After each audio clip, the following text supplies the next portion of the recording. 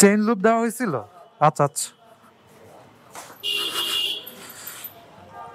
ছেলেরা মোটরসাইকেল চালা আসলো, কিন্তু ওর কাছে সার্ভিস পায় নাই, আরেকজনের কাছে পাইছে, এবং তার সার্ভিস আমার ভাল লাগে নাই actually.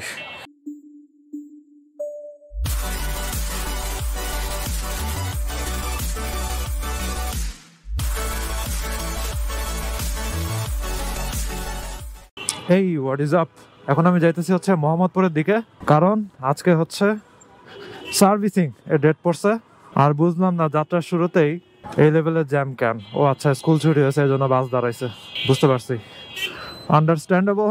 Have a great day. অনেক কাজ আজকে। সার্ভিসিং এ যাওয়া লাগবে, তারপরে আব্বুকে নিয়ে আবার ব্র্যাক ব্যাংকে যাওয়া লাগবে, তারপরে পান্থপথে আবার যাওয়া লাগবে। এই সব কিছু করা লাগবে একদম 2টার মধ্যে।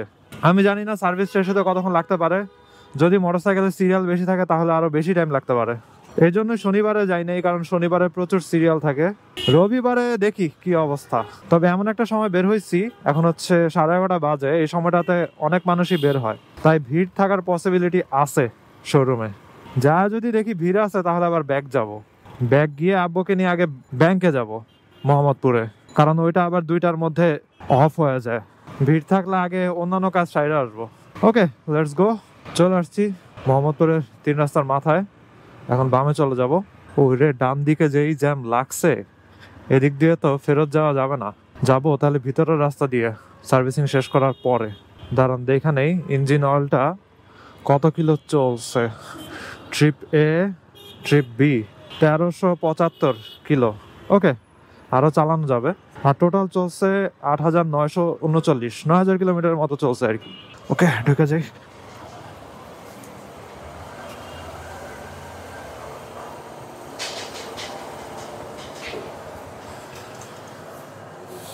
কি অবস্থা ভাই? সার্ভিসিং এর ডেট আসছে। ওকে, বাইরে রাখলাম। ওই লোকের আগে যাওয়া লাগবে, নাহলে সিরিয়াল আর একটা পিছিয়ে যাবে। তাড়াতাড়ি যা, সিরিয়াল নেই। ওকে, কাজ মোটামুটি ডান। খরচ গেছে হচ্ছে টোটাল 1670। ব্রেক শু 620, তারপরে স্পার্ক প্লাগ 420, তারপরে হচ্ছে ওই যেটার কি বলে ইঞ্জিন অয়েলের, ইঞ্জিনের উপরে যে একটা ওই যে ক্যাপটার মতো থাকে, ওটা রিং 30 টাকা, সার্ভিস 600। তাহলে বেরোই। চেইন লুপ দেওয়া হয়েছিল। আচ্ছা আচ্ছা,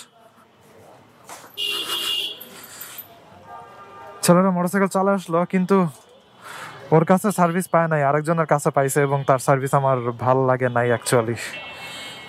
আমি যেতে যেতে কিছু জিনিস বলি। এই রাস্তা দিয়ে ঢুকে যাই। ওকে, তো ওভারঅল আপনাদেরকে যদি একটু ধারণা দেই, আমার আসলে অনেক কিছু খরচ গেছে এবং সামনে অনেক খরচ আসতেছে। কে জানি কল দেয়, ওয়েট। হ্যালো, আসতেছি। 5-10 মিনিট লাগবে। মোহাম্মদপুর দিয়ে ঢুকছি। আসতেছি 5 মিনিট। আব্বু কল দিল মাত্র। আব্বুকে নিয়ে হচ্ছে আমার মোহাম্মদপুরে যাওয়া লাগবে। সো যাওয়ার কথা ছিল আরো আগে, কিন্তু কিরে ভাই ব্রেক ধরতেছে না কেন? আচ্ছা, এই মাত্র ওয়াশ হয়েছে, এই জন্য মনে হয়। মেইনলি চেঞ্জ হয়েছে হচ্ছে পিছনের ব্রেক। ব্রেক বলতে আর কি ব্রেক শু। ব্রেক শুটা হচ্ছে একদম স্মুথ হয়ে গেছিল, আর বলতেছিল যে বেশি হার্ড হয়ে গেছে আর কি। ওটা দিয়ে চালানো যাবে, সমস্যা নাই, কিন্তু চেঞ্জ করে ফেলানো উচিত। আসলে তাদের মার্কেটিং আর কি, সেল করার স্ট্র্যাটেজিটাই এরকম যে আপনি চালাইতে পারবেন ঠিক আছে, কিন্তু বলবে যে কিন্তু চেঞ্জ করে ফেলা উচিত। এই কথাটা দেখবেন অলওয়েজ বলবে।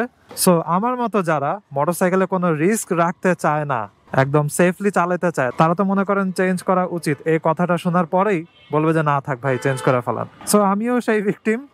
আমি হচ্ছে চেঞ্জ করে ফেলছি। আর হচ্ছে স্পার্ক প্লাগটা হচ্ছে দুর্বল হয়ে গেছে, ওইটাও একই কথা, চেঞ্জ করে ফেলা উচিত।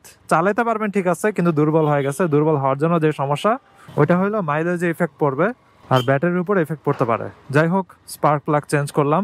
যে অয়েল সিলটা ছিল ইঞ্জিনের উপরে, যেখান দিয়ে হচ্ছে ইঞ্জিন অয়েল ঢুকায়, তো ওইটার যে রিংটা আছে, রিংটা একটু লুজ মনে হয়েছে, এবং ওদিক দিয়ে হচ্ছে অয়েল লিক হইতেও পারে, এজন্য ওইটা চেঞ্জ করে ফেললাম আর কি। আর বড় একটা খরচ ওইটার ওয়ার্নিং দিয়ে দিছে। ওইটা হইলো আমার হ্যান্ডেল নাকি বাঁকা হয়ে গেছে। হ্যান্ডেল বলতে যে অ্যালাইনমেন্ট, এগুলো নাকি বাঁকা হয়ে গেছে। অর্থাৎ এই যে একদম মোটরসাইকেল মনে করেন একদম সোজা আছে, ঠিক আছে, একদম সোজা আছে, কিন্তু আমারটা চাকাটা নাকি একটু বাঁকা হয়ে আছে। জিজ্ঞাসা করলো যে কোথাও বাড়ি খাইছেন নাকি। আমি বললাম যে সিএনজির সাথে একবার একটা বাড়ি খাইছিল, এটা হচ্ছে ইঞ্জিন গার্ড যেটা আছে ওইখানে, আর হচ্ছে বাম পাশে। আমি আপনাদেরকে নেক্সট ভিডিওতে দেখাবো না, ওই জায়গাতে হচ্ছে আমি একটা জায়গাতে ভেঙে ফেলছিলাম। সো তারা বললো যে ওই কারণেই হয়তো, পরে আমাকে সামনে থেকে দেখাইলো। আমি এখন তো সুযোগ পাইতেছি না এই রাস্তাতে দাঁড়ানোর জন্য, আমি দৌড়ের উপরে আছি। আমি নেক্সট ভিডিওতে মোটরসাইকেলের সামনে দাঁড়ায় আপনাদেরকে দেখাবো। আপনারাই বললেন বাঁকা আছে নাকি সোজা আছে, আমার কাছে জিনিসটা কেমন জানি মনে হলো। এবং বল রেসার নাকি চেঞ্জ অ্যাডজাস্ট এগুলাও করা লাগবে, তারপরে অ্যালাইনমেন্টও চেঞ্জ করা লাগবে, তারপরে হচ্ছে এই যে এটা আছে যেটা বাঁকা হয়ে আছে, আমার কাছেও কেন জানি এখন বাঁকা মনে হইতেছে। এতদিন মনে হয় নাই, কিন্তু এখন মনে হইতেছে। এতদিন আমি কিছু টেরও পাই নাই, কিছু খেয়ালও হয় নাই। যাই হোক, ওটা দেখা লাগবে। তো এগুলা ঠিক করতে 15-20 হাজারের মতো কথা বললো। ওইটা তো শুনে আমার মাথায় হাত। ভাই 15-20 হাজার টাকা দিয়ে আমি এত কিছু করাবো, এবং বলছো যে রেখা যাওয়া লাগবে, একদম সকালবেলা রেখা যাওয়া লাগবে, সন্ধ্যাবেলা পাওয়া যাবে, এরকম অনেক কাজ টাজ। এখন আমি বলছি যে আচ্ছা দেখি কোনো একদিন আইসা আমি করা যায় নাকি। এখন আমি বুঝতেছি না আসলে আমি কি করব, এভাবেই চালাবো নাকি এগুলা কাজ টাজ করাবো, দেখা যাক। যাই হোক, আমি চলে আসছি আমার গন্তব্যস্থলে। এখন আবার হচ্ছে আমার যাওয়া লাগবে। শর্টলি জাস্ট আপনাদেরকে বললাম কি কি ঝামেলা হইলো। তো আজকে ভিডিওটা এখানে শেষ করি।